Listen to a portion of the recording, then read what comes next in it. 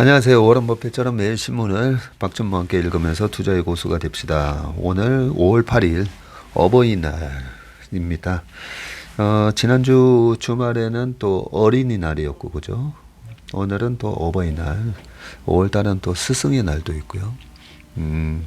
정말 의미 있는 날이 굉장히 많은 달입니다. 지난주 금요일이 휴일이라서 제가 책 소개를 못 했었는데요.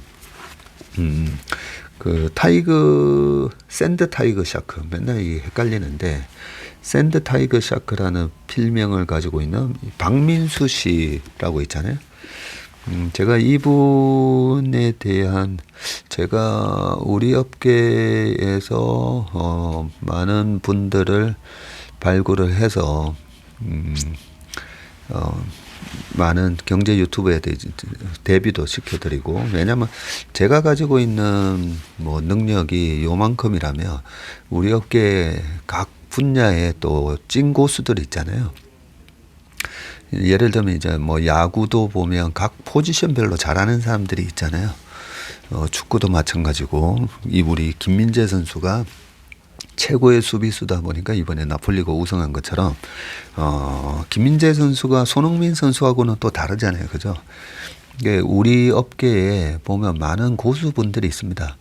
그런 고수분들을 잘 활용을 하시라고 제가 아주 탁월한 공격수도 소개해드리고, 또 수비수도 소개하고, 그런 만남이 이제 연합인포맥스에서 하는 박스이카 식사합시다에 여러 이제 고수분들 모셔가지고 얘기를 나눴었는데, 그러고 보니까 우리 이 박민수 씨는 한 번도 식사합시다에 안 모셨군요.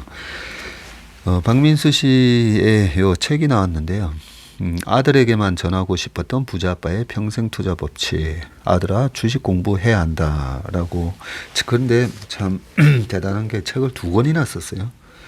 하나가 실적 개선주 편, 돈 잘 버는 회사에 투자해라고, 두 번째가 재무제표 및 공시편, 회사의 내부를 세밀히 살펴라인데, 제가 이 박민수 씨를 그래도 제가 뭐 처음부터 알고 있었던 사람은 아니지만, 제가 딱 유튜브 예전에 김 작가가 2020년대에 나와서 얘기하는 거 딱 듣고, 이 사람은 찐이다.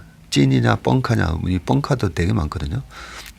이 사람은 찐이다라고 싶었던 게, 그 투자 프로세스를 쭉 들어보면 알거든요. 3천만 원을 8억 원으로 불린 투자 전략 대공개. 이런 게 이제 어떤 사람들 보면 슈퍼겜이라고 해서 뭐 몇백억 있는 것처럼 행세하는 사람들 제가 딱 보면 저 사람 뻥카다 이런 게 보이기도 한데, 우리가 그 골프 치러 가보면 골프 칠 때 딱 어드레스 잡고 가라스윙 딱 하는 것만 봐도 가라스윙하고, 가라스윙은 또 이쁘게 하면서 실제 찐 스윙을 엉터리로 하는 사람도 많으니까, 첫 티샷 딱 하는 거 보면 저 사람은 80대 중반, 80대 초반 싱글 이 느낌이 오듯이 얘기하는 거 들어보면 저 사람 찐이다. 3천만 원 8억 번 거 사실인 것 같다. 그리고 여기 나와 있듯이 아빠는 단 한 번도 투자해서 손해를 본 적이 없단다라는데, 그 박민수 씨의 그 동안의 경제 유튜브를 제가 또 보면서 일반 투자자분들한테 제가 많이 알려야 되겠다라고 생각을 한 게, 투자를 하다 보면 우리가 9번 맞추고 한 번 틀릴 때 와장창 틀리면서 손실 나면 안 되잖아요. 그런 것처럼 투자할 때도 처음부터 리스크 관리를 하면서 들어가야 됩니다. 하면서 들어가는 것 중에 하나가 여러 가지가 있는데, 이 박민수 씨가 얘기한 게 보면 3년 연속 적자 제끼고, 그 다음에 주식 수가 늘어나는 거 있잖아요. 전환사채 있는 거 제끼고, 뭐 이런 식으로 그런 기업들 중에서도 수익 나는 게 있긴 있습니다. 근데 그런 것들을 이렇게 걸러내다 보면 연예인들 한 번씩 주식 해가지고 왕창 망했다는 사건, 이런 게 일어날 수가 없습니다. 그런 측면에서 저는 이 박민수 씨의 투자 스타일이나 투자 프로세스, 이거는 개인 투자가분들이 보고 배울 만하다. 라는 생각을 해서 제가 여러 번 굉장히 많이 여기저기 소개도 많이 시켜 드리고요. 그 투자 강의 이런 거 했을 때 강사 섭외로도 제가 추천을 되게 많이 했던 분입니다. 실제로 만나 뵀더니 이분이 증권거래소에서 계셨고요. 거래소에서 본인 입으로도 그 방송에서 얘기하셨지만 옛날에 안철수 안랩 상장할 때 그 상장 심사위원 뭐 이런 것도 하셨기 때문에 이 제도권에 저희 제도권에 계시는 분이고 그런 측면에서 되게 스타일은 예능도 잘하시고 딱 보면 이분은 IQ가 한 130은 넘겠구나 막 이런 느낌이 들어요. 약간 꾀돌이 스머프 약간 이런 느낌인데 주식도 굉장히 꾀돌이처럼 잘한다는 생각이 들어서 이번에 또 새로 책이 나왔길래 소개를 해드립니다. 아들에게만 전하고 싶었던 부자 아빠의 평생 투자 법칙. 나중에 한번 보시길 바라겠습니다. 우리 일반 투자자분들한테 도움이 되는 그런 경제 유튜브로 제가 이분도 있고 그 다음에 강원국 작가 그죠? 콘트 베이스로 해서 어떤 어설픈 시장 예측이라든지 막 이런 게 아니라 콘트 베이스로 계속 끊임없이 반복을 해 나가다 보면 그 콘트에서 검증이 된 그 확률에 수렴하게 되니까 그런 측면에서 우리 일반 투자자분들이 누군가를 내가 멘토로 따라하고 싶다 하면 이 뭐 우리 박민수 씨나 그 다음에 강원국 작가나 그렇게 저는 괜찮다라고 생각합니다. 예, 웜의 신바 기사로 이제 들어가겠습니다. 아침에 일어나서 이제 신문을 쭉 보는데 좋은 기사 내용이 좀 많더라고요. 먼저 첫 번째 기사는요. 미국 진출 막힌 중국 배터리 소재 업체들 한국에 5조 원 투자 러쉬를 이루고 있다라는 기사 내용입니다. 이 기사를 보면요. 오늘 이 기사뿐만 아니라 뒤에 가다 보면 이제 원유, 구리, 리튬 값까지 이제 급락하면서 세계 경기 급냉 신호탄인가 뭐 이런 기사도 있고요. 삼성이 파운드리 뭐 제대로 하나 했었는데 삼성 파운드리가 연매출 200억 달러를 넘어섰다. 뭐 이런 기사까지도 쭉 있으니까요. 빨리 한번 가보도록 하겠습니다. 먼저 미국 진출 막힌 중국 배터리 소재 업체들 한국 기업과 합작 투자 올 들어 5조 원을 넘었다고 하는데 4개월 만에 SK온, LG화학 등 주요 기업 중심으로 한중 합작 법인 투자만 올해 약 5조 원 규모가 발표가 됐고요. 중국 현지에 한국 배터리 기업이 들어가 합작 법인을 세우고 대규모 투자를 했던 이전과 정반대의 양상이 지금 일어나고 있습니다. 조단위 한중 합작 투자 이어진 배터리 소재 포스코 퓨처엠 옛 포스코 케미칼이죠. 포스코 퓨처엠은 세계 최대 코발트 채굴 업체인 중국 화유 코발트와 합작사를 설립해서 1조 2천억 원을 투자해서 경북 포항 블루벨리 산단에 전구체 생산 라인을 구축한다고 지난 3일 발표를 했습니다. 전구체는 니켈, 코발트, 망간, 요걸 이니셜을 따서 NCM이 되는 거죠.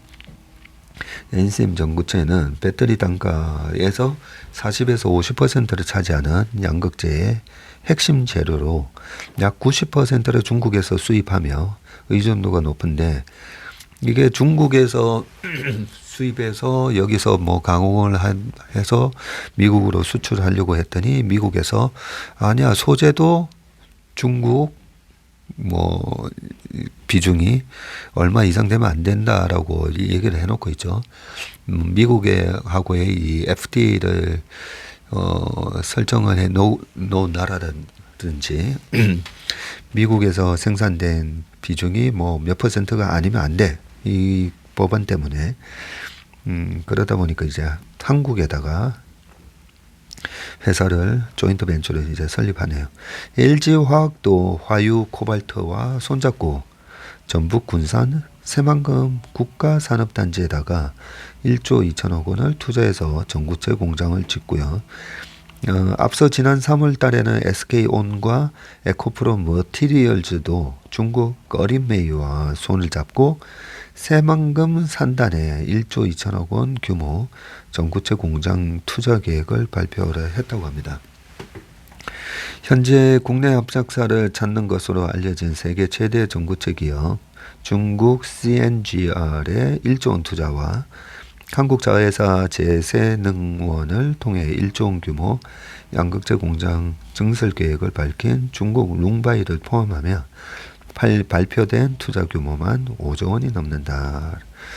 이런 거 보면 그 IRA 법안 때문에 안 그러면 중국에서 그동안에 자동차 과거에 북경 현대나 뭐 GM이나 전부 다 야 우리나라 중국에 와서 자동차 팔려면 국내 기업하고 50대 50 합작법인을 설립해서 하든지 해야 하면서 그 성장의 50%는 무조건 중국 기업이 갖고 가도록 그 중국 정부에서 그런 조치를 취했었는데 IRA 법안 때문에 어쩔 수 없이 한국에다가 이렇게 합작법인을 세워야 되는 그런 규제가 생겼기 때문에 어떻게 보면 좀 고마운 거죠.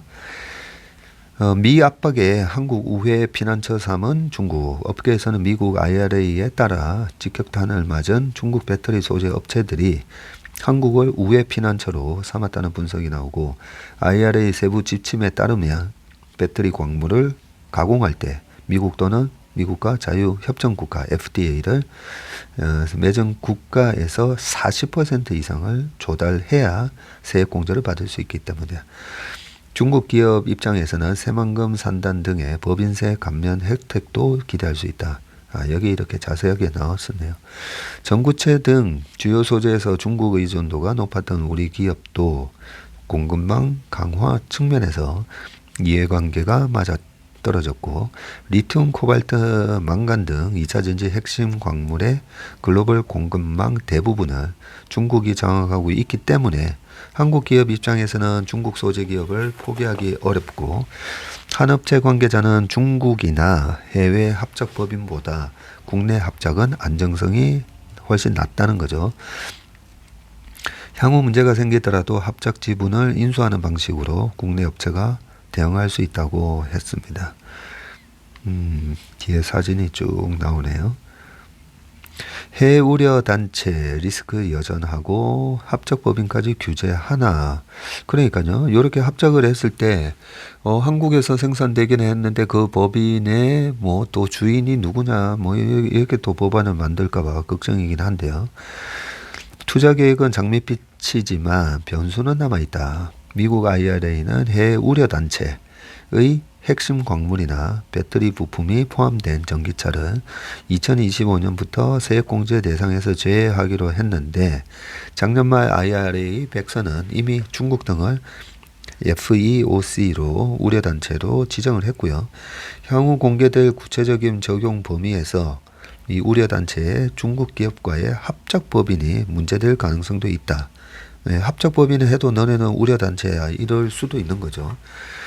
특히 IRA와 비슷하게 미국의 대중견제가 이어지고 있는 반도체법의 경우 합작법인에서 중국 측이 25% 의결권만 지녀도 설립지역, 과반 의결권 보유 주체와 무관하게 우려단체로 분류하고 있고 IRA 세부 지침도 이를 참고할 가능성이 있다고 합니다.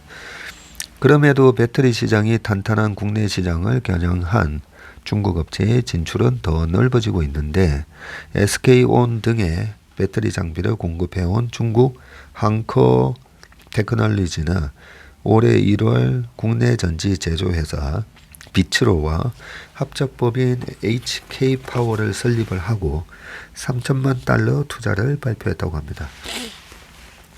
또 다른 중국 장비 업체 리릭 로봇도 최근 국내 지사를 설립하고 한국 기업과 협력을 논의 중인 것으로 알려졌고요. 한 업계 관계자는 향후 장비 분야까지 규제가 확대될 것을 염두에 두고 한국 시장 진출이 활발해지는 분위기라고 했습니다. 음, 반도체 규제랑 이 2차 전지 규제랑은 저는 조금 결이 다를 것 같은데요. 반도체는 원래 김태우 교수님의 산업혁명 뭐죠? 김태우 교수님이 쓰신 책 이름이 갑자기 기억이 안 나네요. 그 내용에 보면 결국은 1차 산업혁명, 2차 산업혁명, 3차 할 때마다 그 산업혁명에 빨리 편성을 해서 기술 발전이나 경제 발전을 한 나라가 세상을 지배를 했다는 거죠. 네, 그런 측면에서 그때도 일본 같은 경우에는 메이지 유신 이후에 빨리 받아들였잖아요. 서양 문물을. 근데 우리는 세국 정책을 쓰면서 안 했잖아요. 그러면서 조선 말기에 완전히 험악한 꼴을 봤던 이유가 바로 이 산업혁명이 일어났을 때 얼마나 빨리 거기에다가 편성을 하느냐, 예, 그런 부분인데 4차 산업혁명에서 주도권을 중국이 잡게 되면 그러면 완전히 이제 패권이 넘어갈 수가 있으니까 어쩔 수 없이 미국 입장에서는 반도체를 규제를 해버리면 4차 산업혁명에 AI에 뭐 가장 많이 들어가는 게 다 GPU, CPU 그리고 메모리 반도체 이런 걸 거기 때문에 저렇게 규제를 하는데 2차 전지, 2차 전지를 뭐 굳이 그렇게 반도체만큼 규제를 할까? 그렇지는 않을 것 같습니다. 자동차를 만드는 데 있어서 그 자동차의 배터리 가격을 계속 낮추는 게 중요하기 때문에 오히려 공급을 계속 늘리면서 배터리 가격을 낮추려고 하고요. 그 낮추면서 테슬라를 비롯한 그런 자율주행차가 많이 보급이 됐을 때 그 자율주행에 있어서 그 부분을 미국이 가져가려고 하겠죠. 그러면 자율주행을 미국이 가져가면 이 부분은 절대 또 미국이 놓치려고 안 하는 게 자율주행 말 그대로 그 주행을 한 모든 데이터들이 다 그 자율주행의 그 플랫폼이 다 가져게 되는 거잖아요. 무시무시한 겁니다. 자율주행을 나중에 뭐 군사 차량이든 어디든 다 적용을 했을 때 어디를 움직이는지 뭐 다 알 수 있을 거니까요. 그죠?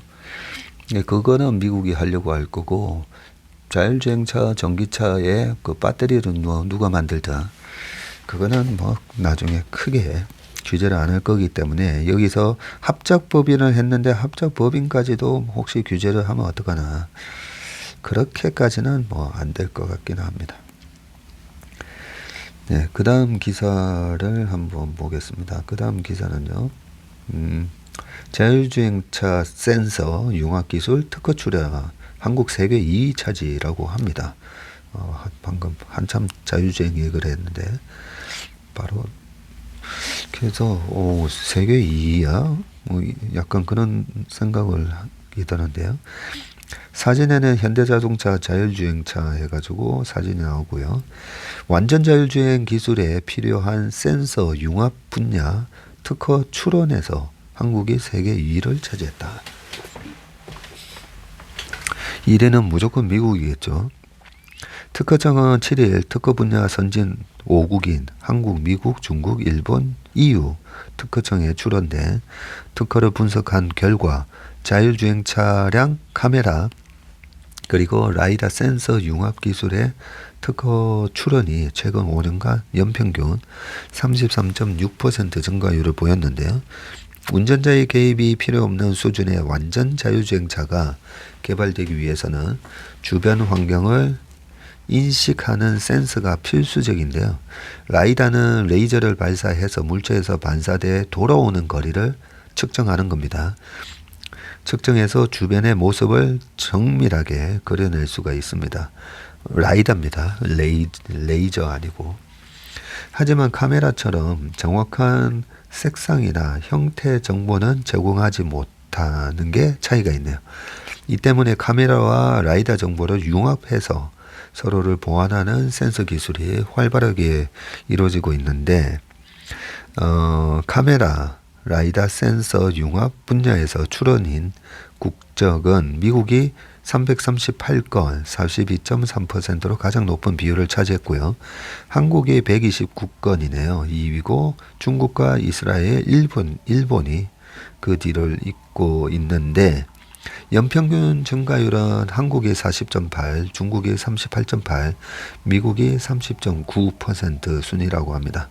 이 분야 출원의 95%는 기업에서 이루어졌는데요. 이스라엘 기업 모빌아이가 9%로 가장 많은 출원을 했고, 야, 어쩐지 역시 이스라엘이 출원을 많이 했네요. 미국의 웨이모, 미국의 뉴로, 중국 바이두, 한국 현대차 순으로 그 다음에 이루어졌다고 합니다.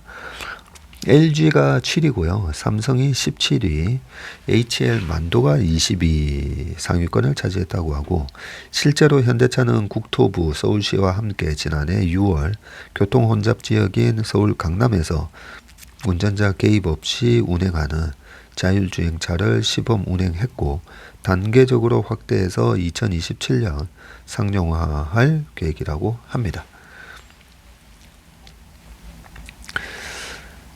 그 다음 기사는요, 이런 거 보면 참 한국이 못하는 게 없어요. 그죠?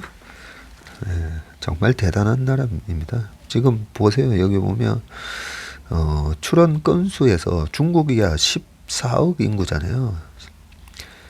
거기다가 나머지 나라들은 정말 일본, 뭐 이스라엘, 미국 이런 나라들보다 참 한국이 2등을 하고 있다라는 게 대단한 민족입니다. 그러니까 그 다음은 일본 맥주 자동차 판매 급증. 맥주는 노재팬 이후 최대라고 합니다. 요즘 뭐 일본 맥주를 마시기 위해서 저희 회사 1층이네요. 1층에 타마 스시라고 있는데 요즘 줄을 많이 쓰길래 저기가 그렇게 스시가 맛있는 집이었나 생각했더니 어떤 분은 거기서 무슨 일본 맥주를 판대요. 그걸 마시러 또 사람이 가는 거다 이런 얘기를 하는데 한번 보겠습니다. 한일 관계의 개선으로 올 들어서 일본 맥주 자동차 판매가 급증한 것으로 나타났다.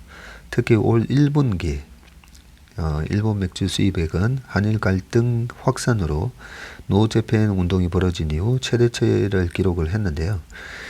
관세청 무역 통계에 따르면 1분기 일본 맥주 수입액이 662만 7천 달러로 이게 돈으로 따지면 얼마죠? 662만 7천 달러니까 달러다 그죠? 달러니까 한 80억 정도 되네요. 작년 1분기 266만 6천 달러 대비해서 한 2.5배로 증가를 했고요. 분기 기준으로는 2019년 2분기 그때는 1900만 달러 아직까지는 2019년 초에 비하면 아직 많이 모자라네요. 3분의 1 수준인데 최근에 막 늘고 있다고 하고, 일본 맥주는 2010년부터 2018년까지 국내 수입 맥주 시장에서 부동의 1위였지만 2019년 7월부터 노재팬으로 불린 일본산 불매 운동에 따라서 2019년 3분기 수입액이 직전 분기에 24% 수준이 457만 1000달러로 급감을 했습니다. 일본이 우리 대법원의 일제강제징용 피해자 배상 판결에 반발을 해서 반도체와 디스플레이 소재 등에 대한 수출 규제에 나서면서 양국 갈등이 커졌고요. 당시 일본 맥주들이 대형마트와 편의점에 대해서 아예 자취를 감췄고 불매 운동 기세가 꺾이며 일본 맥주 수입이 조금씩 증가를 또 해왔다고 합니다. 최근에는 뚜껑을 통째로 따서 생맥주처럼 마시는 일본산 캔 맥주 제품이 인기를 끌었다고 하고요. 국내 수입 맥주 시장에서 한때 9위까지 떨어졌던 일본산 순위는 1분기에 중국과 네덜란드에 이어 3위에 올랐다고 합니다. 중국 칭따오 맥주가 1등인가 보네요. 또 올 들어 4월까지 국내 자동차 시장에서 토요타 렉서스와 같은 일본차 판매량은 50% 넘게 급증을 했고요. 한국 수입 자동차 협회에 따르면 올해 1, 4월 일본차 판매량은 7,060대로 전년 같은 기간보다는 52%나 팔렸다고 하네요. 토요타의 고급 브랜드 렉서스는 국내에서 전년 대비 114% 늘어난 총 4,321대가 팔렸는데 판매량 10위권 내 수입차 브랜드 중 세 자리 성장세는 렉서스가 유일했다고 합니다. 특히 렉서스의 하이브리드 모델인 중형 세단 ES300h는 3,094대가 팔리면서 BMW 520하고 벤츠 E350에 이어서 셋째로 많이 팔린 수입차에 올랐다고 합니다. 일본 차는 2018년까지만 해도 국내 판매량이 연간 4만 대 수준이었다가 19년에 줄기 시작해서 작년에는 17,000대 정도까지 떨어졌고요. 최근 회복세에 힘입어서 일본차 업체들은 신차 출시 등 적극적인 판매 전략을 펼치고 있다고 하네요. 도요타는 준중형 SUV 라브4의 플러그인 하이브리드 모델을 출시했고 렉서스는 준대형 SUV 렉서스 RH PHEV랑 전기차 RZ450E 등을 출시할 예정이라고 합니다. 네.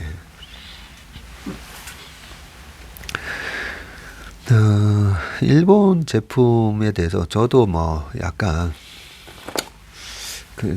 아직까지는 일본 차는 사실 안 사고 싶고 맥주 마실 때 기린 그 다음에 또 뭐죠 아사히 생맥주 정도. 근데 제가 워낙 뭐 술 자체를 안 하니까요. 저 그렇게 뭐 일본 맥주를 시켜 먹는 일도 한 번도 없는데 일본 그러고 보니까 유니클로 좀 자주 가네요. 보니까 유니클로 제품이 그나마 싸면서 품질이 좋다는 그런 느낌이 있어서 유니클로 가고 유니클로 가서도 거의 뭐 늘 할인하는 것만 사다 보니까 19,900원짜리 거의 그런 거 사고 용기 내서 저번에 99,000원짜리 캐시미어 한번 사본 것 같습니다. 네. 근데 우리가 일본에 대한 그런 열등감에서는 이제 벗어날 필요는 있다라고 보고 있습니다. 품질 좋고 뭐 하면 얼마든지 이제 쓸 수도 있고, 네, 우리가 뭐 코카콜라 마시고 미국 제품, 뭐 독일 제품 너무 그런 국가적인 감정에 얽매여 가지고 일본 제품은 안 돼, 뭐 그런 열등감에서 벗어나고는 싶은데 저도 잘 안 되지만 이제는 우리가 약간 일본이 되게 삼성 얼마 전에 잠깐만 일본 주재원을 오랫동안 하셨던 기자분을 만났는데 그분이 그런 얘기를 하셨네요. 일본이 최근에 현대차에 대해서 엄청나게 경계를 한다네요. 일본 사람들 우리가 일본 가서 현대차 팔려고 하면 전혀 안 팔리거든요. 전혀 안 팔리는데 일본에서 최근에 우리나라 현대차 관련된 기사나 무슨 정보도 바로바로 짝깍짝깍 이렇게 체크를 한다고 그러더라고요. 왜 그러냐고 물어봤더니 그 기자분이 일본 누구 대사관인가 일본 기자한테 들었는데 일본이 삼성에 대한 엄청난 트라우마가 있다고 합니다. 삼성 때문에 2005년인가 7년인가 지나가면서 일본 7개 가전회사들 다 합쳐도 삼성한테 안 되고 삼성 때문에 많이 망하기도 했고요. 그죠? 삼성에 대한 트라우마가 있어가지고 현대 기아차가 삼성처럼 될까봐 일본이 소니 80년대 뭐 워크맨 해가지고 뭐 소니 TV 난공불락이었는데 삼성한테 완전히 그냥 그렇게 장악 당하다 보니까 현대 기아차 그룹이 혹시나 토요타를 위협하는 그런 자동차 회사가 될까봐 엄청 이렇게 신경을 곤두 쓰고 있다고 합니다. 예, 그 정도로 좀 많이 바뀌었습니다. 일본이 우리를 되게 무시했다가 그게 아까 말씀드렸던 산업혁명에 있어서 1차, 2차 산업혁명을 빨리 받아들이지 못했던 부분에 대한 100년 동안에 큰 고생을 한 건데 지금은 정보산업, 뭐 IT 혁명 이런 거에서 우리가 빠르게 지금 쫓아가고 있고 4차 산업혁명에서도 아까 뭐 2등 특허가 2등이라 했잖아요, 그죠? 네, 그런 측면에서는 분명히 일본은 이미 넘어서고 있는 모멘텀이 나오고 있다라고 생각이 듭니다. 그 다음 기사를 보겠습니다. 삼성, 파운드리 하기 전에 원유 구리 리튬 값이 급락을 하고 있다는데 이것도 한번 보겠습니다. 원자재 값이 반갑자는 하락. 물가 안정보다 경기 방어가 중요하죠. 전 세계에 지금 경기 침체의 그림자가 짙어지면서 원유, 구리, 리튬 등 주요 국제 원자재 가격이 큰 폭으로 지금 하락하고 있는데 인플레이션 압력이 경기 침체 불안으로 빠르게 대체되는 것이다. 이에 각국 정부와 중앙은행의 정책 초점도 물가에서 경기로 바뀔 가능성이 제기되고 있고 한국도 지난달 물가가 3%대로 내려온 만큼 정책 무게중심을 경기로 옮겨야 한다는 분석이 나오고 있다. 경기 부침 미리 알리는 원자재. 경기 예측을 잘한다고 해서 닥터 카퍼라고 불리는 구리 현물 가격은 4일 런던 금속 거래소에서 톤당 8,539달러의 거래를 마쳤는데요. 올해 고점 9,436달러보다 9.5% 떨어져 있고요. 전선이나 탄약 등 전통 산업뿐만 아니라 전기차와 신재생에너지 발전 등에도 핵심 재료로 쓰이는 구리는 중국의 리오프닝 기대감 등으로 지난해 하반기부터 상승세를 탔죠. 골드만삭스는 올해 구리 가격이 1,500달러를 찍고 장기적으로는 15,000달러까지 갈 것으로 내다보긴 했었는데 이런 예상과 달리 구리 가격은 연초 이후 다시 내리막이고요. 그러고 보니까 뭐 중국 리오프닝 하면 유가가 다시 130 갈 수도 있다 뭐 이런 얘기도 했었잖아요. 그죠? 네, 그것보다는 페드의 금리 인상이 훨씬 더 파워풀하다고 생각합니다. 이런 예상과 달리 왜 금리가 올라가면요. 금리가 올라가니까 돈을 빌려서 대부분 소비도 하지만 돈을 빌려서 많이 투자를 하잖아요. 뭐 내 돈 가지고 그냥 온전히 내 돈만 가지고 집 사는 사람도 없잖아요. 그죠? 마찬가지로 기업이 투자를 할 때도 다 보면 약간 돈을 빌려서 투자를 하는데 그 돈 빌리는 비용이 금리다 보니까 금리가 높아지니까 전부 다 이제 이 투자가 위축되면서 그거 관련된 원자재 가격 이런 것들이 이제 다 떨어지고 이게 결국은 궁극적으로 물가를 안정시키는 효과가 나올 거기 때문에 페드가 저렇게 무리해서 금리를 올린 건데요. 아무튼 지금 구리 가격도 이제 떨어졌고 올해 1에서 3월 중국의 구리 수입량은 130만 톤으로 전년 동기 대비해서도 13% 줄었다고 합니다. 배럴당 100달러 전망이 나오던 국제유가도 떨어졌고요. 4월 중국의 제조 PMI가 다시 위축된 데다 미국의 지역은행권 불안으로 경기 우려가 더 높아졌기 때문인데 하얀 석유로 불리며 하늘 높은 줄 모르고 치솟았던 리튬 가격도 급락세다. 이달 초 상하이 비철 금속 거래 시장에서 탄산 리튬 가격은 1년 전보다 지금 61.62% 떨어져 있습니다. 하락 체감 못하고 침체로 이중고다라고 되어 있는데 IMF가 올해 세계 경제 성장률 전망을 종전 2.9%에서 2.8로 하향을 했죠.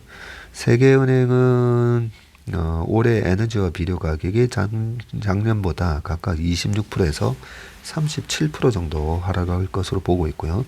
또 금속과 식량 가격이 각각 8% 떨어지는 등 전체 원자재 가격이 작년보다 21% 하락할 것으로 이렇게 전망을 하고 있습니다.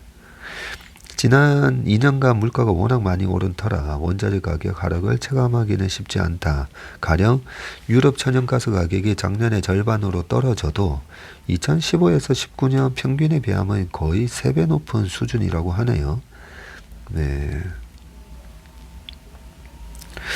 물가 선방 한국, 경기로 무게추를 옮겨야 된다. 고물가와 경기 침체라는 딜레마에 시달리는 다른 나라와 달리 한국은 물가에 대한 실험은 한층 던 상태인데 지난달 소비자 물가 상승률이 3.7%로 14개월 만에 다시 3%에 진입을 했고요. 러시아 우크라이나 전쟁 이전 수준으로 물가가 빠르게 둔화한 나라는 OECD 선진국 그룹에서는 한국이 예, 3%대, 미국이 7.9에서 5, 캐나다가 5.7에서 4.3, 스페인이 7.6에서 3.1. 와, 스페인이 많이 떨어졌네요. 예, 요렇게 벨기에와 네덜란드 등 6개 국가에 불과하다네요. 그래요? 우크라이나 전쟁이 있었던 2월달 수준 밑으로 지금 물가가 떨어진 나라는 이렇게 6개 국가밖에 없다고 합니다. 현재 3%대 이하 상승률을 기록 중인 나라도 한국, 스페인, 룩셈부르크, 일본, 스위스 등 5개국 뿐이라고 하고요. 한국은 가장 물가를 성공적으로 방어한 국가에 속한다라고 합니다. 이 때문에 이제 물가 안정보다는 경기 부양 쪽으로 좀 추러 옮겨야 된다고 하면서 주원 현대경제연구원 실장님이 한국 물가는 3분기면 2%대로 내려올 것으로 보여서 정책 무게중심을 물가에서 경기로 전환하기에는 큰 무리가 없는 상황이다. 하반기 반도체 사이클은 회복될 것으로 보이지만 정부는 그렇지 못할 경우도 대비는 하고 있어야 할 것이라고 그렇게 얘기를 했습니다. 예, 그 다음 기사가 삼성 파운드리입니다. 사실 이 기사 보기 전에, 파운드리가, TSMC가 한 56%, 삼성의 점유율이 그래도 15% 정도는 된다. 뭐, 요 정도만 알고 있었지, 금액 기준으로는 어떻는지 전혀 제가 몰랐는데요. 작년 매출이 사업부 출범 5년 만에 반도체 전체 매출 중 28%나 차지하고 있다고 하고요. 삼성전자 화성 캠퍼스 3나노 양산 라인에서 파운드리 사업부 직원들이 3나노 웨이퍼를 들고 사진을 찍었네요. 지난해 200억 달러 매출을 처음으로 돌파를 했고요. 2017년도에 파운드리 사업부를 신설을 했었네요. 얼마 안 됐다 그죠? 7일 시장조사 업체 옴디아에 따르면 삼성 파운드리가 우리나라 돈으로 27조 6,500억 정도 되고요. 사업부 출범 이듬해인 2018년대 대비해서는 80% 가까이 증가를 했습니다. 반도체 부문 전체 실적은 밝히지만 메모리나 파운드리별 사업별 실적은 따로 분리해서 공개하지를 않는데 삼성전자는 지난해 반도체 부문에서 총 98조 4,600억 원, 거의 100조 매출을 했다고 발표를 했고요. 옴디아 분석대로라면 지난해 삼성 반도체 전체 매출에서 파운드리가 28% 정도 차지한 정도로 보고 있습니다. 올 1분기 삼성전자는 반도체 부문에서 전년 대비 49%나 감소를 했죠. 메모리 반도체 업황 부진 때문에 파운드리 사업이 주춤한 것도 영향을 미쳤고요. 삼성전자는 글로벌 경기 침체로 파운드리 수요가 위축됐고 고객사 재고 증가로 주문이 감소해서 실적이 하락했다고 설명을 했습니다. 글로벌 경기 그리고 지난해 세계 최초로 3나노 파운드리 양산에 성공한 삼성전자는 업계 1위 대만 TSMC와 기술 격차를 줄이는데 박차를 가하고 있고요. 경계현 사장님이 지난 4일 카이스트 강연에서 5년 이내에 TSMC 기술력을 따라잡겠다고 밝혔네요. 5년이나 차이 났습니까? 차세대 기술인 2나노 공정에서 TSMC를 앞서겠다는 것입니다. 삼성전자는 2030년 시스템 반도체 세계 1위를 목표로 하고 있습니다. 마지막 보너스 기사는 BTS 데뷔 10주년 기념 우표가 나온다고 합니다. 네. 기념 우표. 이거 보니까 와, 이제 벌써 10년이 됐구나 라는 생각이 들고요. 우표 10종 총 150만 장을 발행을 하고 다음 달 13일 BTS 데뷔일에 맞춰가지고 지난 10년간 활동 모습을 보여주는 다이너마이트, 버터, 스쿨 오브 어페어 등 BTS 앨범 커버 이미지가 들어간다고 하니까 이 기사도 참고하시기 바라겠습니다. 네, 오늘 웜의 신박 순서는 여기까지고요. 이번 한 주도 화이팅 넘치시고 건강한 한 주 되시길 바라겠습니다. 고맙습니다.